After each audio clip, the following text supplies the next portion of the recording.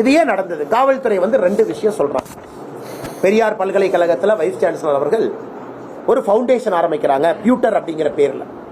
அதை மக்களுக்கு என்ன சொல்லிட்டாங்கன்னா, கம்பெனி நடிச்சு விட்டாங்க. ஏதோ பெரியார் அந்த யூனிவர்சிட்டி ஜெகநாதன் அவர்கள் அவர் மனைவி குழந்தையெல்லாம் சேர்ந்து ஆரம்பிச்ச மாதிரி. இது ஒரு ஃபவுண்டேஷன்.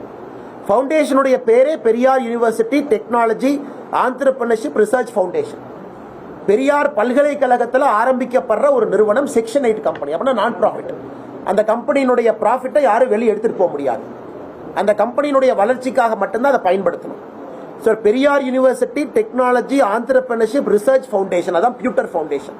பியூட்டர் ஃபவுண்டேஷனுங்கிற பேரில் கம்பெனி ஆரம்பிக்கிறாங்க. சரி, இந்த கம்பெனியில் யாரெல்லாம் டைரக்டர் பார்த்தீங்கன்னா, 1 ஜெகநாதன் வைஸ் சான்சலர் பெரியார் பல்கலைக்கழகம், 2வது அங்கே இருக்கக்கூடிய கம்ப்யூட்டர் சயின்ஸ் டிபார்ட்மெண்ட்டுடைய ஹெச்ஓடி, இப்போ வந்து ஆக்டிங் ரெஜிஸ்டராக இருக்கக்கூடிய தங்கவேல் ப்ரொஃபஸர் 2வது, 3வது கம்ப்யூட்டர் டிபார்ட்மெண்ட்டில் இருக்கக்கூடிய இன்னொரு ப்ரொஃபஸர் சதீஷ் 3வது, பாரதிதாசன் பல்கலைக்கழகத்தில் பணி செய்யக்கூடிய ப்ரொஃபஸர் ராம் கணேஷ் 4வது. இது பாருங்க, பெரியார் பல்கலைக்கழகத்தில் ஒரு நிறுவனத்தை ஆரம்பிக்கிறாங்க.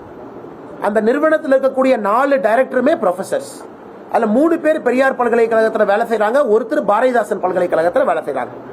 இந்த கம்பெனியினுடைய நோக்கம் என்னன்னா, தனியாரிலிருந்து வரக்கூடிய பணத்தை அந்த ஃபவுண்டேஷன் எடுத்து பெரியார் பல்கலைக்கழகத்தில் படிக்கக்கூடிய குழந்தைகளுடைய வளர்ச்சிக்காக, குறிப்பா அவர்களுக்கு தேவையான இண்டஸ்ட்ரி 4.0 டெக்னாலஜி, அந்த குழந்தைகளுடைய ஸ்கில்லை இம்ப்ரூவ் பண்றதுக்கு, ஆற்றல் திறமையை அதிகப்படுத்துறதுக்கு, பிளேஸ்மெண்ட் ஓரியன்டா தொழில்துறை வேலைவாய்ப்பு உருவாக்குவது சம்பந்தமாக இந்த கம்பெனி ஆரம்பிச்சிருக்காங்க. இது பெரியார் யூனிவர்சிட்டியினுடைய ஃபர்ஸ்ட் ஃப்ளோர்ல 2000 ஸ்கொயர் ஃபீட் ஸ்பேஸை கொடுத்து அங்கேயே இந்த நிறுவனத்தை நடத்துறாங்க. இதில் என்னங்க தப்பு? இந்தியா முழுவதுமே இந்த கம்பெனிகள் இருக்கு. இந்தியா முழுவதுமே எல்லா பல்கலைக்கழகத்திலும் இது போன்ற கம்பெனிஸ் இருக்கு.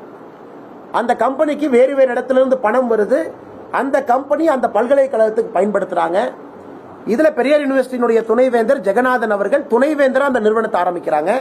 அங்க இருக்கிற 2 ப்ரொஃபசர் இன்சார்ஜ் ரெஜிஸ்ட்ராரை கொண்டு வர்றாங்க. பாரதிதாசன் பல்கலைக்கழக ப்ரொஃபசர் ராம் கணேஷை கொண்டு வர்றாங்க. இதுல எந்த தவறு இல்லையே. இதுல என்னங்க தவறு? எந்த தவறும் இல்லை. நியாயமாக ஆரம்பிக்கப்பட்ட ஒரு கம்பெனி, செக்ஷன் 8 கம்பெனி, அந்த ப்ராஃபிட்டை 1 பைசா வெளியே எடுக்க முடியாது. அது பெரியார் பல்கலைக்கழகத்துக்கு மட்டும்தான் செலவு பண்ணணும். அதை காவல்துறை வந்து ஐயோ உங்க கம்பெனி ஆரம்பிச்சிட்டாங்க, ஒரு தனியார் கம்பெனி ஆரம்பிச்சிட்டாங்க, இதனால் பெரியார் யூனிவர்சிட்டியினுடைய சொத்தை அவர் கொள்ளையடிக்கிறார்னு அபாண்டமான குற்றச்சாட்டு, பொய்யான குற்றச்சாட்டு. காவல்துறை தன்னுடைய முகத்தை தொங்க வைத்து நிற்க வேண்டும். அந்த அளவுக்கு மோசமாக ஒரு பல்கலைக்கழகத்தை நடத்தியிருக்கிறாங்க. அடுத்து வந்து பாத்தீங்கன்னா அந்த வீடியோ, நான் உங்களுக்கு சில வீடியோ ஃபர்ஸ்ட் டைம் போட்டு காட்டுறேன். குறிப்பாக அந்த ப்ரொஃபசர் அவர்கள் சாயந்தரம் மத்தியானம் யூனிவர்சிட்டியிலிருந்து கிளம்பும் பொழுது கம்ப்ளைண்ட் கொடுத்தவர் வந்து பேசுற வீடியோ நான் காட்டுறேன். இந்த கம்ப்ளைண்ட் கொடுத்த மனிதர் 2 பேர் வந்து கம்ப்ளைண்ட் கொடுக்குறாங்க. எது கம்ப்ளைண்ட் கொடுக்குறாங்க? ஒருத்தர் சொல்றாரு, இல்ல நான் வந்து ஒரு விஷயமா பேச போனேன் மத்தியானம் 1:30 மணிக்கு, இவர் வந்து என்னைய ஜாதி பேர் சொல்லி திட்டாரு, அதனால வந்து இவர் வந்து பிசிஆர் சட்டத்தில் கைது பண்ணணும் அப்படின்னு. ஸோ 2 பேர் போறாங்க. ஜெகநாதன் அவர்கள் மத்தியானம் வீட்டுக்கு போறாரு, கார்ல ஏறாரு. அந்த வீடியோ உங்களுக்கு நான் காட்டுறேன், டவுன்லோட் ஆகிட்டு இருக்குதுங்க. அந்த வீடியோவில் நீங்க பாத்தீங்கன்னா தெரியும், 2 பேர் வந்து பேசுறாங்க. இவர் போன்ல யார்ட்டையோ பேசிட்டு இருக்காரு. இவரே கேட்கிறாரு, சரி வந்து ஆபீஸ்ல பாருங்கன்னு கை காட்டிட்டு ஒரு 10 செகண்ட் கூட இருக்காது, ஒரு 7 செகண்ட் கார்ல ஏறாரு. அவங்க டோரை பிடிச்சி இழுக்கிறாங்க, இவர் ஏறக்கூடாதுன்னு. உடனே அந்த செக்யூரிட்டி கார்டு அவங்களை தள்ளி விட்டுட்டு டோரை மூடுறாரு, கிளம்பிடுறாரு. அப்ப 2 பேர்த்துல ஒருத்தர் சிரிக்கிறார், இந்த காரை பார்த்து சிரிக்கிறார். இவர் ஜாதி பேரை சொல்லி திட்டிருந்தா அவங்க சிரிப்பாங்களா?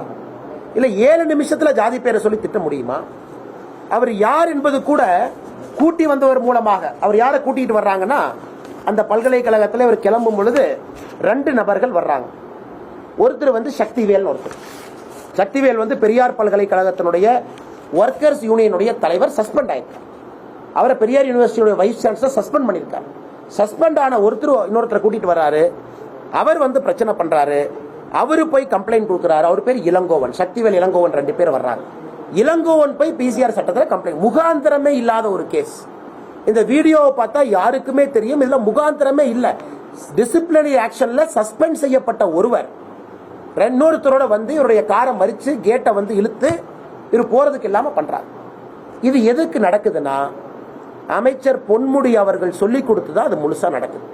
இப்ப ஏன் நான் பொன்முடி உள்ள கொண்டு வரேன்னா, இதுக்கு பேக்ரவுண்ட் 2 இருக்கு. செய்திகளை உடனுக்குடனும் துல்லியமாகவும் தெரிந்து கொள்ள சப்ஸ்கிரைப் பண்ணுங்க.